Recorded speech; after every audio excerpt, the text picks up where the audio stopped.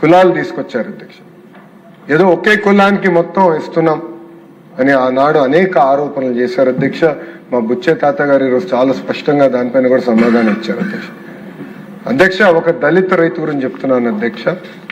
పొన్నూరు నాగేశ్వరరావు గారు ఆనాడు రాజధాని కూడా భూమి ఇస్తే ధరలు పెరిగిన వల్ల వాళ్ళ పాపని ఎంబీబీఎస్ చదివించగలిగారు అధ్యక్ష. వాళ్ళ అబ్బాయిని ఎంబీఏ కూడా పంపించారు అధ్యక్ష. ఇట్లా ఎంతో మంది జీవితాలు మారిన అధ్యక్ష ఒక అమరావతి వల్ల అధ్యక్ష. అధ్యక్ష, ఇప్పుడే పెద్దలు అన్నట్టు కేశవ్ గారు కూడా అన్నారు అధ్యక్ష, రాజధాని అనేది ఒక ఎకనామిక్ క్యాపిటల్ గా ఉండాల్సిన అవసరం చాలా చాలా ఉంది అధ్యక్ష. ముందు చూపుతో రాజధాని ఏర్పాటు చేసుకోవాల్సిన అవసరం ఉంది అధ్యక్ష. అధ్యక్ష, మనం చూసాం హైదరాబాద్ నిజాం గారు ఏర్పాటు చేస్తే, సికింద్రాబాద్ బ్రిటిష్ వాళ్ళు ఏర్పాటు చేస్తే, సైబరాబాద్ ని నిర్మించింది గౌరవ ముఖ్యమంత్రి చంద్రబాబు నాయుడు గారు.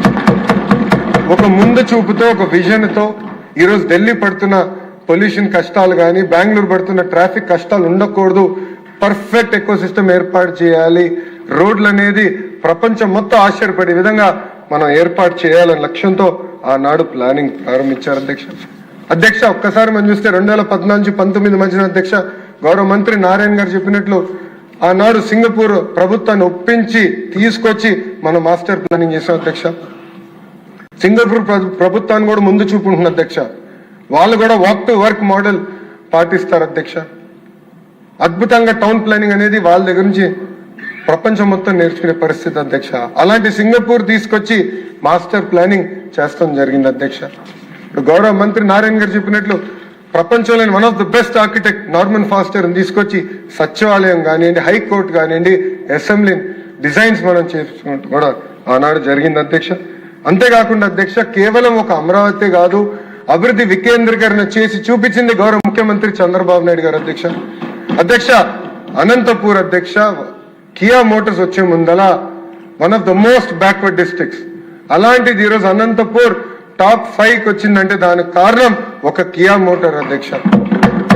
పంటలు పరిణి జిల్లాలో ఏకంగా కార్లు తయారు చేసే పరిశ్రమలు ఆనాడు తీసుకొచ్చారు అధ్యక్ష. అది కూడా ఒక విజన్ తో చేస్తారు. కియా మోటార్సే కాదు, కియా అనుబంధ సంస్థలు తీసుకురావాలి, మొత్తం ఎకో సిస్టమ్ రూపొందించాలని చేశారు అధ్యక్ష.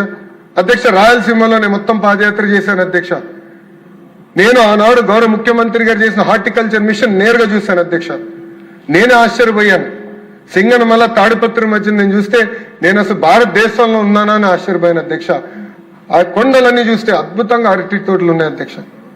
అంటే ముందు చూపుతో డ్రిప్ ఇరిగేషన్ ఏర్పాటు చేసి హార్టికల్చర్ మిషన్ ఆనాడు ముందలు తీసుకెళ్లారు అధ్యక్ష. అంతేకాదు అధ్యక్ష, ఉత్తరాంధ్రం కూడా వదిలిపెట్టలేదు. ఆనాడు ఐటీ పరిశ్రమలు తీసుకొచ్చారు, ఏకంగా మెడికల్ డివైసెస్ మ్యానుఫ్యాక్చరింగ్ పరిశ్రమలు తీసుకొచ్చారు, ఏషియన్ పెయింట్స్ ఉత్తరాంధ్రకి తీసుకొచ్చారు. ఇంకో పక్కన మనకి శ్రీ సిటీ కూడా పెద్ద ఎత్తున ఆనాడు పరిశ్రమలు తీసుకొచ్చింది గౌరవ ముఖ్యమంత్రి చంద్రబాబు నాయుడు గారు అధ్యక్ష. అధ్యక్ష, నేను పాదయాత్రలో అనేక సార్లు చెప్పాను అధ్యక్ష, నిజం కొంచెం చేదుగా ఉంటుంది, అబద్ధం తీయగా ఉంటుందండి అధ్యక్ష.